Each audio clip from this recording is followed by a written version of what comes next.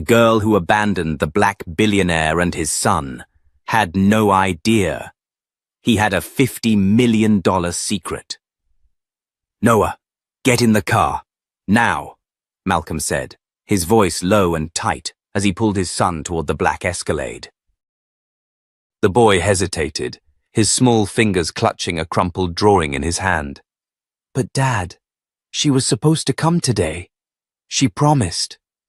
Malcolm clenched his jaw and glanced over at the cafe across the street, where just moments ago he'd seen Alana Davis, the woman who had once promised to be part of their future, laughing beside a well-dressed man who clearly wasn't him. She hadn't seen them. Or maybe she had. Maybe that's why she turned so quickly, shielding her face with her oversized sunglasses as if she didn't recognize the man she'd left behind, or the boy she once swore she'd never abandon.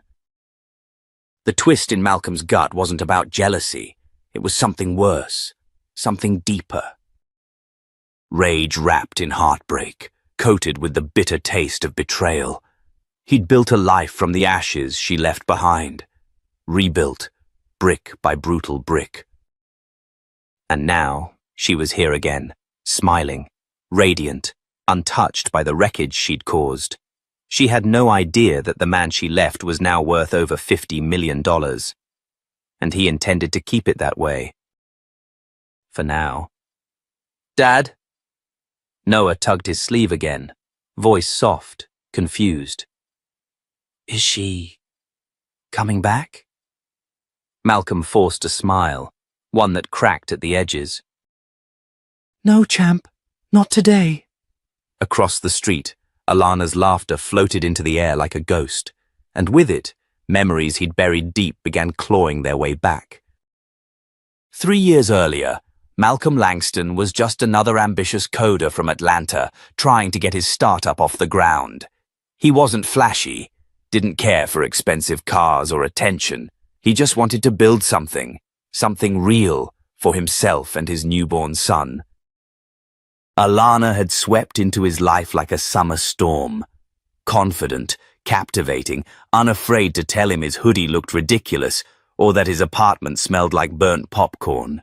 She was studying public relations at Emory and moonlighted as a bartender. He met her on a Tuesday. By Friday, she'd moved in. At first, things were magic. They stayed up late, talking about dreams, her agency, his app. Noah, barely a few months old then, would gurgle between them, his chubby hands waving wildly. Alana said she wanted to be a mother.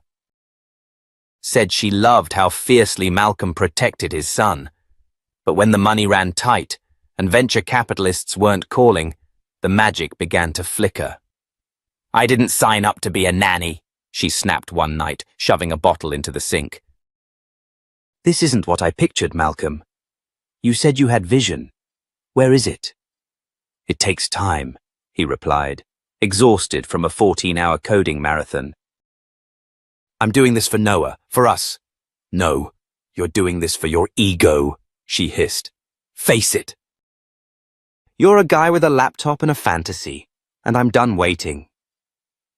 The next morning she was gone, left a note on the fridge and took everything she'd bought, including the coffee machine. He should have hated her then, should have locked her out of every corner of his heart, but heartbreak isn't logical. And for months, Malcolm found himself checking the street, wondering if she'd come back. She didn't. What did come was something else. A call from a quiet, serious woman named Marla Beckett, head of innovation at Orium Ventures. She'd stumbled upon his prototype through a friend of a friend. Said it had promise. Real promise. "I think you're sitting on something big, Mr. Langston," she said. "How soon can you be in San Francisco?" Fast forward to now. The man standing beside the Escalade wasn't a struggling dreamer anymore. Malcolm Langston was the founder and CEO of Cypherly, a cybersecurity AI firm quietly acquired last year by a military contractor. The deal? Confidential. But insiders whispered of numbers north of $50 million. He kept his name out of the press, avoided LinkedIn. His social media was practically non-existent. He didn't do it for secrecy, he did it for Noah. But now, standing 100 feet from the woman who'd left him broken and broke, the past threatened to shatter his carefully rebuilt life. Back across the street, Alana linked arms with the man beside her, some finance bro in a fitted suit, laughing like life had never kicked her in the teeth. She glanced up, locking eyes with Malcolm for half a second, and froze. It was just a blink, but it was enough. She turned away fast, pulling the man toward the cafe entrance. Malcolm didn't move. He didn't wave or call out. He simply opened the car door for Noah and climbed in after him. "Dad," Noah whispered, "I think she saw you." "I know," he replied, voice low. "Let's go." As the SUV pulled away from the curb, Alana stood framed in the cafe's glass doorway, her smile gone, her hand trembling just slightly as she watched the taillights disappear into the city. She didn't know the truth, not yet, but soon she would. And when she did, she'd realize what she threw away wasn't just a man with a dream. It was a father, a builder, a billionaire, and he wasn't done with her yet. It wasn't until they were halfway across town that Noah finally asked the question Malcolm had been dreading. "Dad, was that her?" Malcolm kept his eyes on the road, hands tight around the steering wheel. The silence in the car stretched until it hurt. "Yes," he said finally. That was Alana. Noah looked out the window. He was 9 now, smart beyond his years. He didn't cry often, didn't complain. But his voice cracked a little when he asked, "Why didn't she say hi?" Malcolm swallowed hard. He wanted to lie, tell his son it was a misunderstanding, that maybe she didn't see them or that she was busy. But Malcolm had promised himself, after all the lies and all the heartbreak, that he would always tell Noah the truth. "She made a choice a long time ago," he said. "And some people, when they walk away, they don't look back." Noah was quiet again. Then, softly, "But I didn't do anything wrong." "No, you didn't," Malcolm said. "She did." Back at the apartment, a penthouse nobody would expect a man like Malcolm Langston to live in, they sat on the rooftop terrace, eating sandwiches. Malcolm had the blinds pulled just enough so the view of the San Francisco skyline gleamed behind them, golden in the late afternoon sun. Noah was tracing a new drawing with his markers. This one was a robot guarding a treasure chest. "What's that?" Malcolm asked, gesturing at the chest. "It's the secret," Noah said without looking up. "The robot protects it so the wrong people don't get it." Malcolm smiled. "Sounds smart." "She doesn't get it, right?" Noah asked, pausing. "Not her." Malcolm looked at the sketch, then at his son. "No, buddy, she doesn't get anything." The next day, Malcolm stepped into the boardroom of Seiferle's hidden downtown office. It wasn't in the tech district. He liked it that way. He kept everything discreet, unbranded, tucked behind a nondescript glass door that opened only with biometric clearance. "Morning, boss," said Clara, his executive assistant. She was ex-military, sharp as a blade, and the only person in his circle who knew both about the Alana situation and the scale of his hidden wealth. Malcolm tossed his phone onto the table. "You're not gonna believe who I ran into yesterday." Clara raised an eyebrow. "Let me guess, Alana Davis." He blinked. "How did you—" "She popped up in a background check 2 months ago, applied for a PR job at Syntech, one of our portfolio companies. Didn't make it past screening. Credit's a mess. She's dating some hedge fund analyst, Henry something." "You want me to run a deeper scan?" Malcolm hesitated. "No, not yet." "But flag her. I want to know if she moves again." Clara tapped her tablet. "Done." Malcolm stared out the window for a long moment, then said, "I want to try something." Clara looked up. "You want to talk to her?" "No," he said. "I want her to talk to me, without realizing who she's talking to." Later that evening, Malcolm set up a dummy LinkedIn account under a false name, M. Lang. He used an old, unflattering photo from college and listed himself as a mid-level security consultant for a fake firm. The bio was vague, harmless. Then he sent Alana a message. "Hi, Alana. Saw your profile and remembered we crossed paths in Atlanta. I work with firms looking for PR consultants. You open to freelance work?" He didn't expect her to reply that night, but she did. "Hi." "Oh, wow, small world. Yes, I'm absolutely open. Things have been interesting lately." "Would love to hear more. Feel free to send details." Malcolm stared at the screen. Interesting. That was one way to describe leaving a man and his infant son behind, then showing up 3 years later as if nothing had happened. He typed, "Let's meet for coffee tomorrow. 11 a.m. at Alta Roast on Market. I'd like to hear your ideas firsthand." She replied within minutes. "Perfect, I'll be there. Thanks for reaching out." The next morning, Malcolm didn't wear a suit. He dressed like the old version of himself. Hoodie, jeans, no watch, no assistants. He looked like someone struggling to make rent, not someone whose net worth could bankroll a small country. He arrived early, chose a booth in the corner, sat with his back to the window. When she walked in, he nearly didn't recognize her. Alana had changed. Not on the outside. She was still beautiful, in that curated, influencer-polished way, but something behind her eyes was harder now. Less wonder, more calculation. She scanned the cafe, her gaze brushing over him once, twice, then landing. "Mark?" she asked, approaching the booth. Malcolm nodded and stood. "Nice to meet you." She smiled wide, slipping into the seat across from him. "Wow, you're younger than I expected." "You too," he said.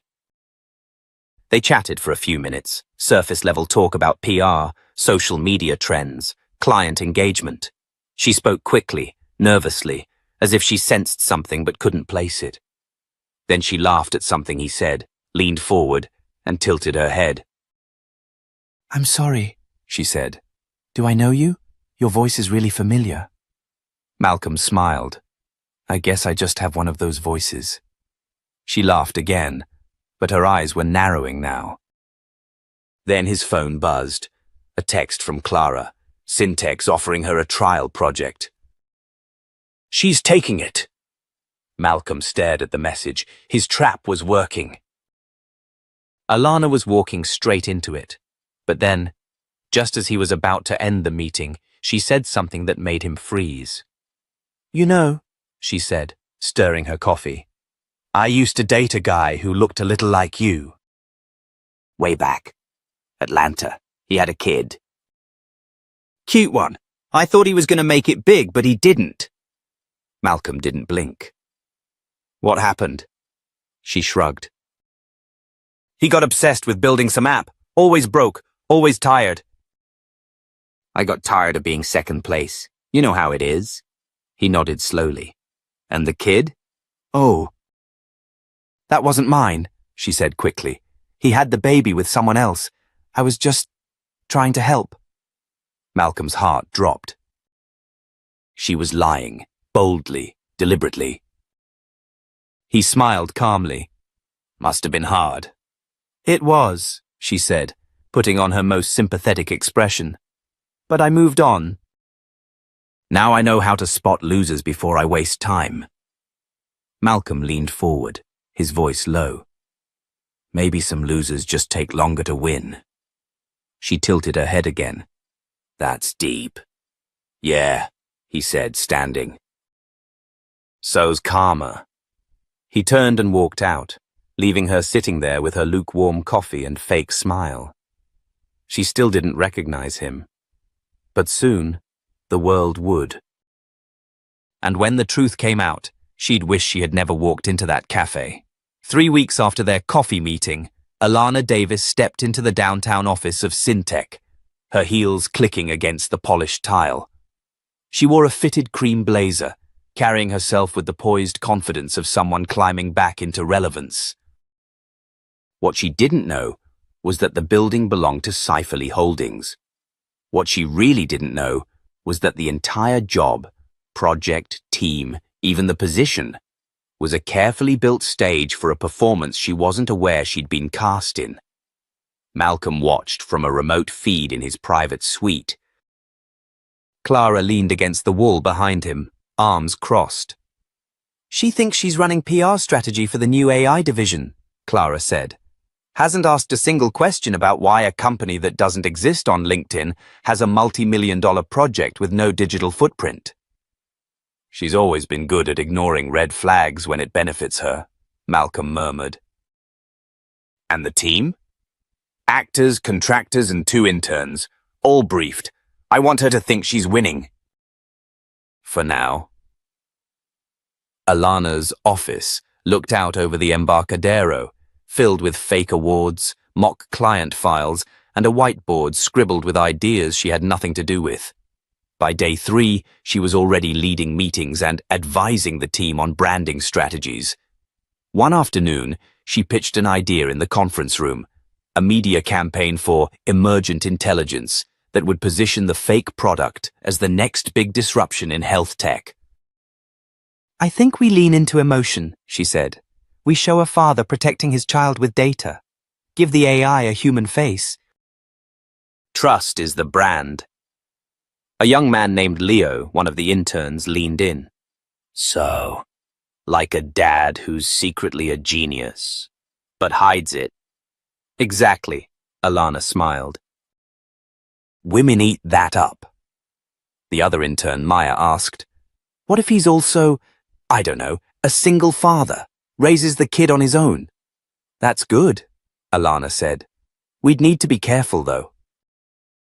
"You want empathy, not pity." Leo nodded. "What if there's a twist? Like, the dad's richer than everyone else but lives like he's broke?" For a moment, Alana blinked.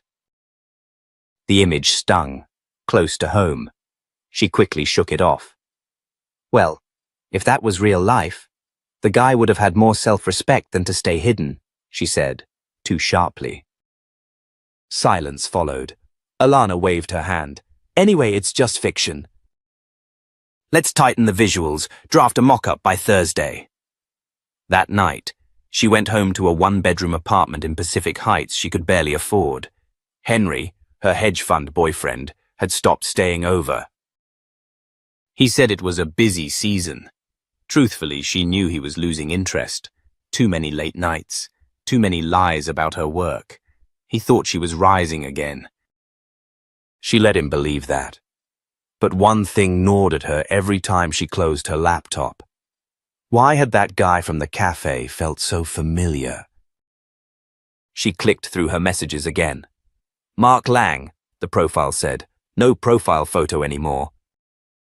"Just grayed out. The message history's still there." Her curiosity burned. She copied the email address he'd used to invite her to coffee and pasted it into a search tool she used to dig up influencers' contacts. One hit. The email had been used years ago on a domain registry. "Cypherly Ventures?" She frowned. "Cypherly?" She opened another tab, typed Cypherly Ventures and hit search. Nothing. She scrolled further. A cached result appeared, a legal filing from 5 years ago. The founder, Malcolm Langston. No photo, no social links. She stared at the name. "Langston. Lang." Her stomach twisted. "No," she whispered. She clicked on the corporate registration. The legal representative was a woman named Clara Bishop. Alana stood up, heart racing. It was him. It had to be. The guy from the cafe. Mark Lang. Malcolm Langston. It was Malcolm. and she had no idea what he wanted. At that very moment, Malcolm stood in Noah's room, tucking his son into bed. The boy was holding a small plush robot in one hand, eyes already closing. "Dad," Noah mumbled, "did the robot beat the bad guys?" "Yeah," Malcolm said softly. "He always does. Just takes time." Noah smiled in his sleep.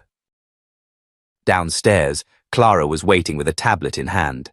"She's digging," she said when Malcolm appeared. "She's starting to put it together." "Let her," he replied.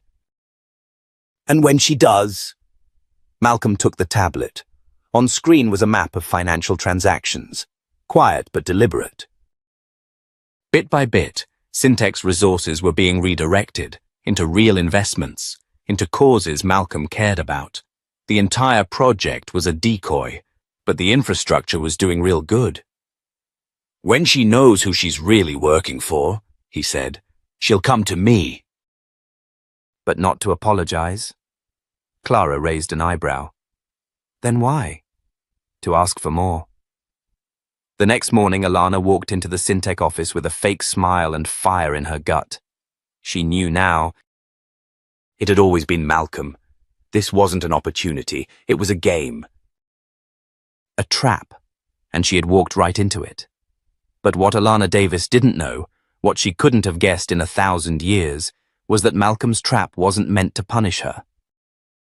It was meant to see if she would change, because somewhere, buried beneath 10 years of anger, was a man who still wanted her to be better, even if he never let her in again. Malcolm stood on the edge of the rooftop terrace, hands in his pockets, watching the city bleed into dusk. From here, the Bay Bridge looked like a ribbon of light. Noah was downstairs with Clara, building a Lego castle that would undoubtedly collapse by bedtime. The boy had no idea that the woman who once carried him inside her now sat 3 blocks away, plotting how to claw her way back into the life she'd abandoned. The door to the rooftop clicked open behind him. "She found you," Clara said quietly. "I know. She'll come here next. I'm counting on it." Clara studied him. "You sure this is about closure? Because it's looking a lot like revenge." Malcolm turned to her. "You ever bury a version of yourself so deep that when someone brings it back up, it chokes you?" Clara didn't blink. "Yeah, once." "Then you know," he said. "This isn't revenge. This is control. I'm giving her a chance to tell the truth." "Just once. And if she lies again? Then I bury that version of her too." Alana showed up the next morning, uninvited, at the Syntech building. Her heels echoed on the marble floor as she marched past the front desk, jaw tight, coat swinging behind her like a cape. She took the elevator to the executive floor, where Clara met her with a calm, knowing smile. "Miss Davis," Clara said, arms folded. "He's expecting you." Alana's stomach knotted. She followed Clara down the hall. The door opened. Malcolm was standing behind a glass desk, City behind him, tailored suit this time, charcoal, subtle pinstripe, no tie. The transformation hit her like a slap. It was him, not the man in the hoodie, not Mark Lang, the man she left in Atlanta. Except now, he was different, larger than life, confident in a way that wasn't just money. It was power, quiet, absolute. She stepped inside. He didn't offer a seat. "So," she said, forcing a light tone, "you're the one running the puppet show." "No puppets," Malcolm said. "Just mirrors, and you've been performing beautifully," she exhaled. "You really let me believe it was all real." "The job, the project, the team." It was real enough to expose the truth. What truth? That you haven't changed. Alana's face hardened.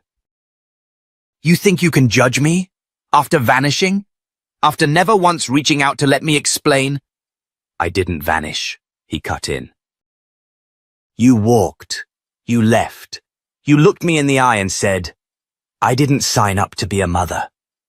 Then you packed your bags and disappeared. Her voice cracked. You think it was that simple?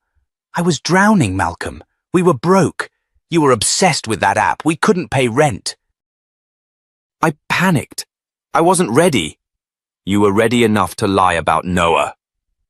The silence in the room was heavy. I never told anyone he wasn't mine, she whispered.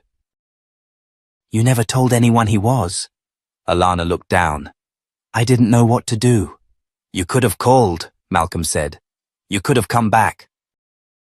You didn't. He walked around the desk now, standing close. You had chances. All of them. And you used everyone to climb something that didn't want you. And now you're back. Why? She met his eyes. Because I'm tired of running. No, Malcolm said, calm. You're tired of losing. Alana looked away. I gave you that position to see what you do with power, Malcolm said. You used it to erase your past, not own it. I'm not the same girl you knew, she said. Then prove it. He turned to his desk and opened a drawer. Inside was a thick manila envelope. He handed it to her. What's this? She asked. A real offer. A contract. PR director of Cypherly's philanthropic division. 7 figures. Public facing. You'd be the voice of the company. Alana stared. You're giving me this? I'm giving you one shot to earn it. Her hands shook as she opened the envelope, scanning the terms. It was everything she'd ever wanted. Influence, money, redemption. Then she saw it. At the bottom, just before the signature line, subject to public disclosure of parental abandonment and corrective commitment to co-guardian responsibilities for one Noah Langston. Her mouth went dry. You want me to go public? No, I want you to tell the truth. Alana dropped the folder. That'll ruin me. People will crucify me. You're asking me to destroy my reputation. I'm offering you the chance to rebuild one, he said. But it starts with Noah. You want this job, this life? You face him. I haven't seen him since he was a baby. He remembers. Alana shook her head. What if he hates me? Malcolm looked at her then, really looked, and for the first time there was something almost like softness in his eyes. He probably will. At first. She swallowed, breath shaking. Why are you doing this? Because one day he's going to ask me why I never gave you a second chance, and I want to be able to say I did. Alana looked at the contract again, heart hammering. This wasn't a job. It was a confession, and she didn't know if she had the strength to make it. That night, Malcolm found Noah asleep with the Lego castle finally standing tall. He sat on the edge of the bed. Dad? Noah mumbled. Yeah, buddy. Is she gonna come back? Malcolm brushed a hand over his son's hair. I don't know yet, but if she does, it'll be because she earned it. Noah turned over and drifted back to sleep. Malcolm sat there for a long time, watching his son breathe, wondering if redemption could ever really be enough. And in a high-rise apartment across town, Alana stared at her reflection in the mirror, wondering if she was brave enough to find out. Alana stood in the hallway outside Clara's apartment, her fingers trembling around the worn photo in her hand. It was the only picture she had of her son, barely 6 months old, eyes wide and cheeks full. She had carried it for years, hidden deep in a book of poetry she never read, like a sin folded between verses. She hadn't slept. Couldn't. Every part of her felt fractured. She had spent her whole life running from the things she didn't understand, and now here she was, on the other side of a polished wooden door, about to meet the boy she'd left behind. Clara opened the door, instantly registering the look in Alana's eyes. No makeup, no polished heels, just jeans, sneakers, and the raw nerves of a woman who'd been stripped of every layer of pride. "He's inside," Clara said, "but he doesn't know who you are yet." Alana nodded silently. Inside the apartment, Noah was building another Lego structure on the living room rug.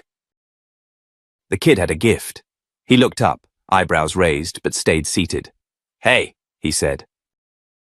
"Hi," Alana replied softly, not moving closer. "I like what you're building." "It's a train station," he said. "I've never been to one, but I saw pictures. They're loud and complicated. I think that's why I like them." Alana smiled, heart cracking. "I can understand that." Noah stared at her for a long second.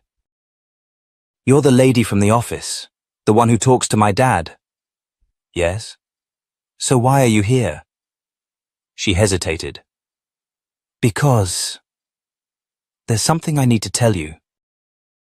And it's hard, and it might make you upset." Noah blinked. "Are you sick or something?" "No," she said quickly, then knelt down to his level. "But I've been sick in a different way. Sick with fear and shame. And I'm trying to fix that now." He tilted his head. "Are you gonna cry?" She almost laughed, wiping the corner of her eye. "Probably." "Is that okay?" "I guess. Crying's not bad." Alana took a shaky breath. "I'm your mom, Noah." The room froze. He looked at her like she'd spoken a foreign language. "No, you're not." "I am. I was very young and scared, and I made a choice. A really terrible one. I left. I didn't think I could be a mother. And for a long time I told myself I'd ruined everything so badly I could never come back." Noah's expression didn't change, but his knuckles tightened around the Lego bricks. "Why now?" he asked. "Because your dad gave me a second chance. Not to erase what I did, but to finally face it." Noah didn't speak. "I'm not asking you to forgive me," she added. "Not now. Maybe not ever. But I wanted to look you in the eye and tell you the truth. And say I'm sorry." Noah stared at her, quiet for what felt like forever. Then he whispered, "Do you even know what my favorite color is?" Alana's lip trembled. "No, I don't." "Green? Like the dinosaur on my pajamas." She nodded, smiling through tears. "Green is perfect. And my favorite food is peanut butter and apples, together." "Got it." He narrowed his eyes. "And I hate clowns. Like, a lot." "That's very understandable." Silence again. Then softly he asked, "Can I go back to building?" "Of course," she said, stepping back, giving him space. He turned away, but looked over his shoulder before returning to his Lego station. "Maybe you can come again tomorrow, if you want." Alana froze. "I'd like that very much," she whispered. Across town, Malcolm sat in a boardroom at the top of Syntech HQ, surrounded by executives and legal advisors. On the wall behind him was a massive display showing graphs, timelines, and one headline that made his chest tighten. "Former Syntech exec tied to Billionaire's secret child scandal." He had expected the media to catch on eventually. What he hadn't expected was the storm that followed. Clara stood in the corner, arms folded. "You knew it would leak," she said. "Not this fast," Malcolm replied. "Someone inside the firm pushed it." "It wasn't me." "I know. Could be Ron from legal. He's always had a thing for torching reputations." "Doesn't matter anymore," Malcolm muttered. "Let them come. I'm ready." But Clara wasn't convinced. "You're risking everything, Malcolm." "This could impact Seiferle's IPO. It's not just your story now, it's a media circus." "I don't care." "Yes, you do." He turned to her. The company will survive. But if I keep hiding the truth, Noah won't trust me either. I've taught him to fight for transparency. I have to live that too. Clara stared at him. And what about Alana? Malcolm paused. She's doing the right thing. For the first time in her life, she's not choosing herself.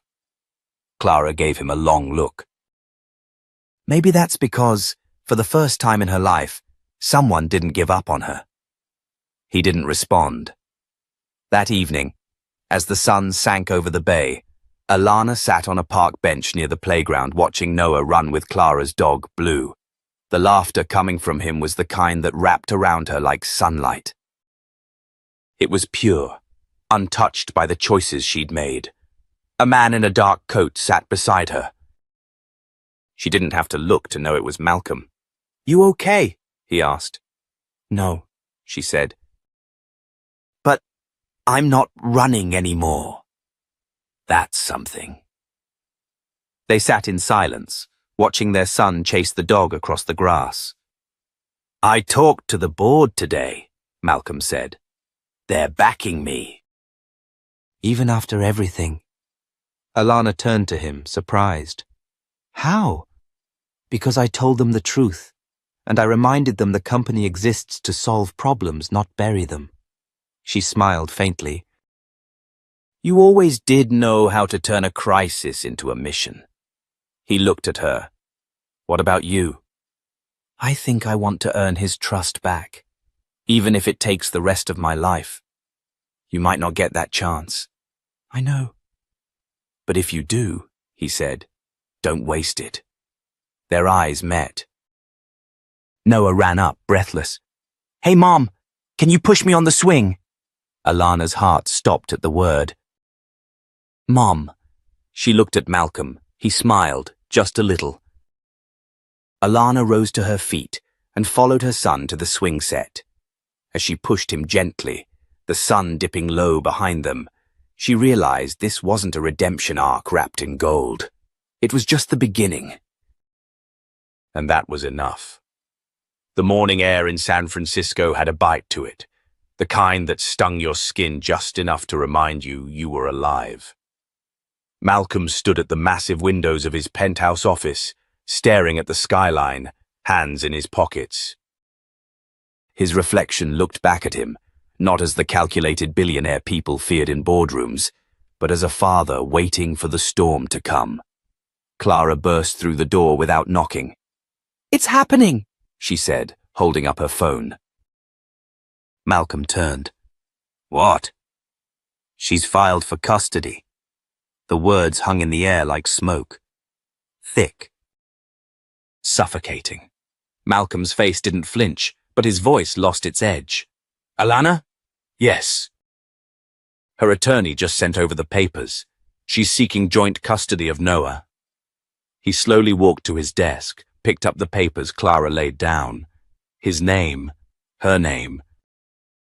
And Noah's, centered and innocent. "She said she wanted to earn his trust," he said, "not take him. She claims it's about fairness.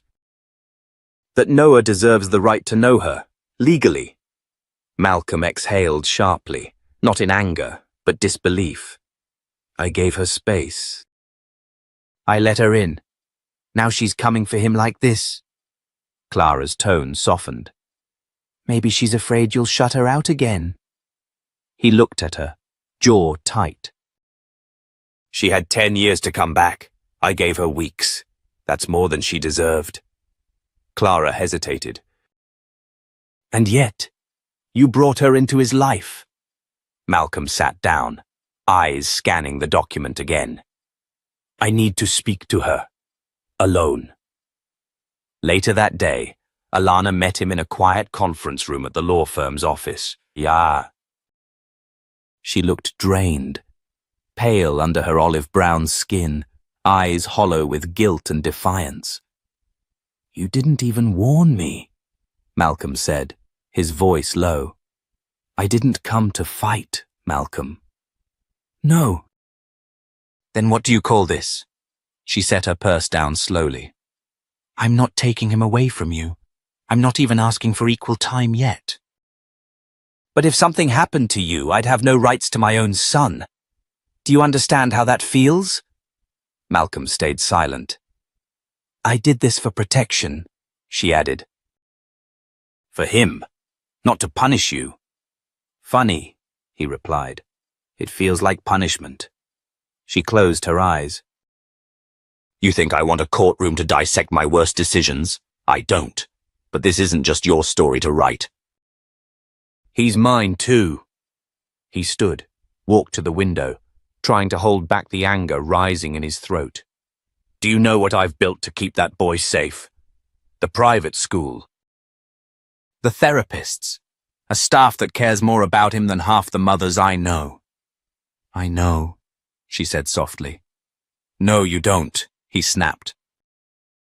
You see the photos and hear the laughter, but you weren't there when he had nightmares about being alone, when he cried because other kids had moms who showed up to school plays and birthday parties. You don't know what it cost to protect him from the idea that he was unwanted. I do now, she said, stepping forward. I've lived with that shame every single day. That's why I came back. But now you're dragging lawyers into it. Because I'm scared you'll change your mind tomorrow, that you'll shut the door and I'll vanish again from his world. They stood in the silence, both breathing like survivors, like people who had once loved too much and then not enough. Malcolm finally turned to her. You want access? Fine.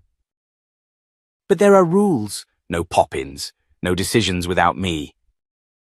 And if you so much as hint at leaving again, I won't, she interrupted, voice trembling. Not again. He watched her carefully, then nodded. The following week they tried something new, co-parenting therapy. Dr. Karen Lynn, a petite black woman with wise eyes and no time for games, sat across from them as they exchanged tense glances on the couch. I want to be part of his life, Alana said, not as a visitor, as his mother. Malcolm folded his arms. You have to understand, this isn't about forgiveness. It's about trust. And mine is not easy to earn. Doctor. Lynn nodded, and that's fair, but Noah needs more than security. He needs connection. Can either of you offer that without undermining the other? Neither of them answered. That evening, Clara met Malcolm in the lobby. You okay? She asked. He shook his head. I feel like I'm negotiating peace with a ghost. She's not a ghost anymore, Clara replied. She's a mother, trying, scared. Just like you were. Malcolm nodded, swallowing hard. I don't want to hate her, Clara. You don't. He looked at her, puzzled. If you did, you wouldn't be hurting this much. Meanwhile, Alana sat in her small apartment, brushing Noah's hair as he played with a toy car. He was staying with her for the night, a trial visit. Do you love Daddy? He asked suddenly.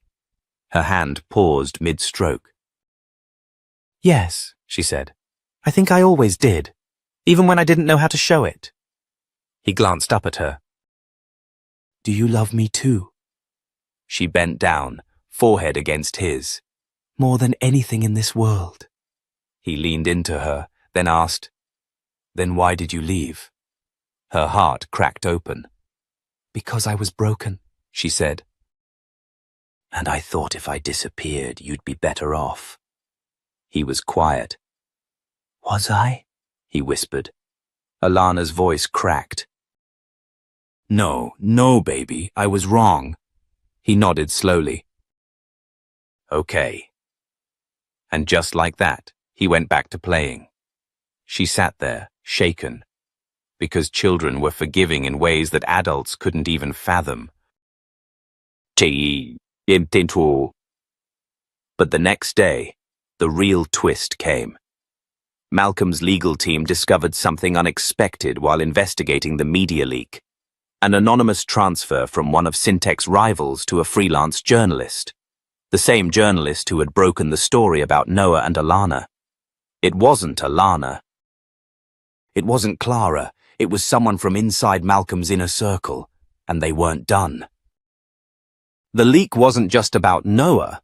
It was about Syntech's upcoming AI project, a top-secret contract worth over $50 million, one that Malcolm had quietly finalized weeks ago.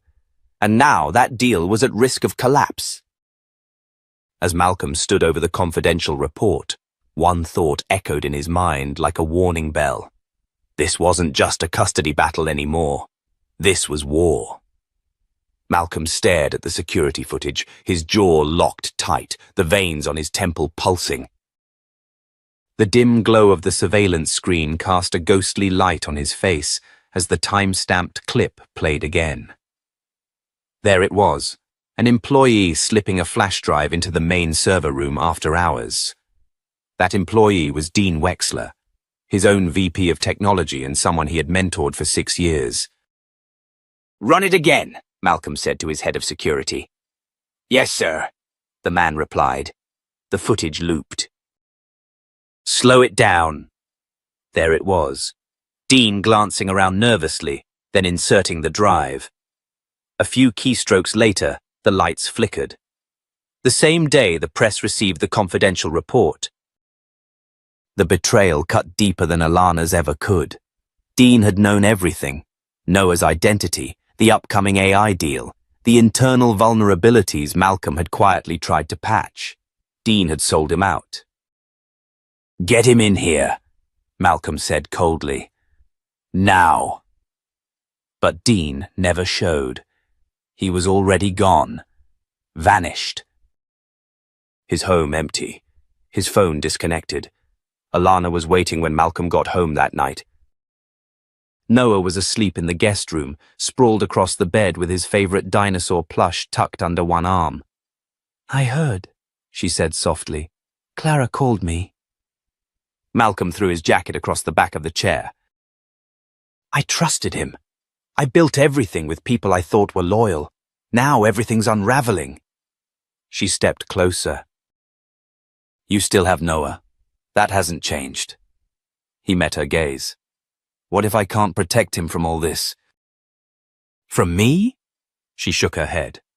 "You're not the danger here, Malcolm. The danger is shutting down when he needs you the most." His silence was heavy, filled with anger, fear, guilt, so many things layered beneath the surface. Then unexpectedly he spoke. "When I was his age, my mom used to work 2 jobs. I never saw her. And I always told myself, one day, I'll build a life where I don't have to miss anything. But I missed everything anyway." His first word. First step. First time he called someone mom, and it wasn't you. It wasn't anyone. It was nobody. Tears welled in Alana's eyes. She reached out, placing her hand over his. "You still have time," she whispered. "He still looks for you." Still lights up when you walk in the room. Malcolm sat down slowly, the exhaustion setting into his bones. "We need to find Dean before this explodes into the press again. If the AI deal collapses, we could lose more than contracts. Our names, our legacy, even Noah's future." Alana squeezed his hand. "Then let me help." He looked at her skeptically. "I'm not asking you to trust me all at once. But this is my mess too now, and I don't run anymore." He studied her for a long beat, then nodded. "Okay." They spent the next 48 hours digging, quietly, ruthlessly. Clara pulled financials. Malcolm's legal team traced the money trail. And Alana. She reached out to someone unexpected, her ex-colleague, now an investigative journalist, who owed her a favor from years back. "I need a trace," she said into the phone. "Encrypted transfers from the Wexler account, offshore." "Can you help?" There was a pause. "If this is about Syntech, I'm not getting dragged into corporate warfare." "It's about a child," she said. "A little boy who's about to lose everything." That changed everything. By Sunday morning, They had a hit. Dean had boarded a flight to Geneva, but before that, he had transferred nearly $3 million into an anonymous holding account. That account had ties to Zephyrex Corp, the same company that bid against Syntec for the AI military contract. Malcolm cursed under his breath. They didn't just poach him, they paid him to destroy us. Alana stepped forward. Then we give the feds everything. The leak, the money trail, the footage. This isn't corporate sabotage anymore. It's national security. He looked at her, really looked. Why are you doing this? Because I left once, and I won't let Noah lose the only parent who's never walked away.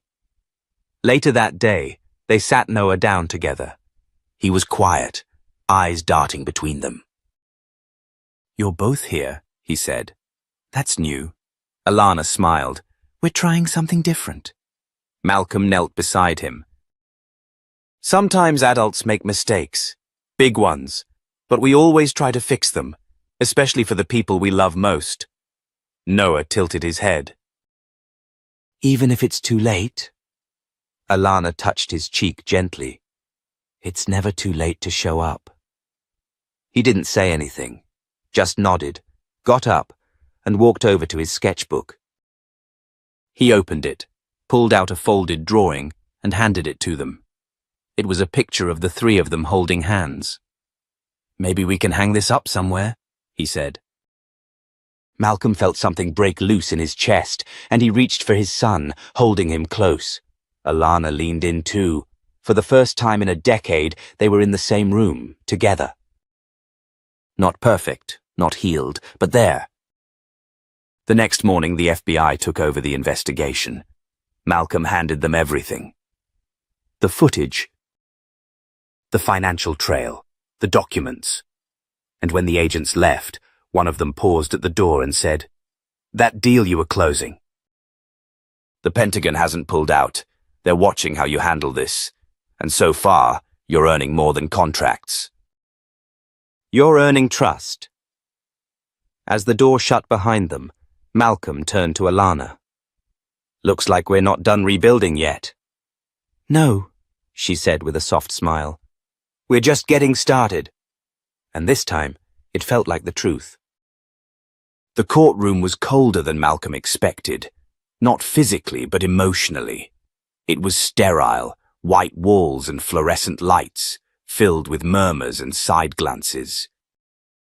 Reporters packed the gallery. Investors, lawyers, even government observers sat stiff-backed, waiting for the verdict that could define not just a business deal, but a legacy. Alana sat in the front row next to Clara, clutching her purse tightly in her lap. She looked over her shoulder toward Malcolm and gave the smallest nod. He returned it, barely. Dean Wexler sat just 20 feet away, in a grey suit that looked a size too big, surrounded by his high-priced legal team. His eyes were sunken. The flash drive, the one he thought no one would ever trace, was now the centerpiece of a federal investigation. Judge Callahan entered, and silence swept the room. The proceedings began. As the lead federal prosecutor presented their closing argument, detailing how Dean had funneled proprietary algorithms to Zephyrex in exchange for offshore payments, Malcolm thought about Noah, who was home with a nanny, watching cartoons, unaware that his father's name was being either cleared or destroyed in real time. But then came the twist. The prosecutor introduced a surprise witness, a young developer from Zephyrex who'd quietly come forward. He testified that Dean had not only stolen data, but had altered internal logs to frame Malcolm for potential security breaches. It wasn't just betrayal. It was an attempt to eliminate Malcolm altogether. Gasps echoed in the courtroom. Dean's face drained of all color. His lawyer leaned over, whispering urgently, but Dean just stared forward, stunned. Alana leaned into Clara. He was trying to destroy Malcolm, not just take what he built. It took only an hour for the judge to rule. Dean Wexler was found guilty of corporate espionage, fraud, and obstruction of justice. He'd face sentencing later, but the damage to his reputation was irreversible. As the gavel dropped, Malcolm sat still, not celebrating. Just breathing, deeply. Finally. Outside, the media mob swarmed, microphones shoved forward, flashes blinding. Mr. Maddox, are you stepping down as CEO? Do you plan to restructure Syntech's board? Is your ex-wife returning to the company? Malcolm raised a hand calmly. One at a time, he said, his voice strong. Today wasn't just about clearing my name. It was about showing what happens when truth is buried by greed. We built Syntech to push boundaries, not to be destroyed by them. And as of this moment, I'm not stepping down. I'm stepping forward, with new leadership and a renewed commitment to integrity. That includes someone you'll be seeing more of. He turned to the side. Alana stepped forward, stunned. He extended his hand. The crowd roared in questions. She hesitated, then took it. In case anyone forgot, Malcolm added, this woman didn't just help build Syntech. She helped save it. Back at the house that evening, the mood was quiet. Noah was at the kitchen table, coloring. You were on the news, he said casually. Malcolm smiled. I noticed. Mom too, Noah added. She looked cool. Alana chuckled. Thanks, buddy. Noah looked between them, then asked, Does this mean we're a family again? The question hit both of them like a freight train. Malcolm knelt beside him. We're working on it. Alana sat down beside him. And whatever happens next, you'll never be in the middle of it again. Noah nodded, satisfied. For now. Later that night, Malcolm and Alana stood on the balcony, watching the city lights stretch out beneath them. Everything's different now, he said. She nodded. But maybe it's the difference we needed. They were quiet a while. Then Malcolm spoke again. You know, for a long time, I kept telling myself that my success had to be silent. Like I had to prove I didn't need anyone, that if I opened up, I'd lose control. Alana looked over. And now? He turned to her. Now I know success means nothing if you have no one to share it with. As they stood there, shoulder to shoulder, the wind gentle and full of promise, it wasn't about starting over. It was about finally starting right. This story reminds us that success built on isolation is just a shell. True legacy is built on trust, redemption, and love. If this story moved you, don't forget to like, comment, and subscribe to our channel. Let's keep sharing stories that remind us all what truly matters.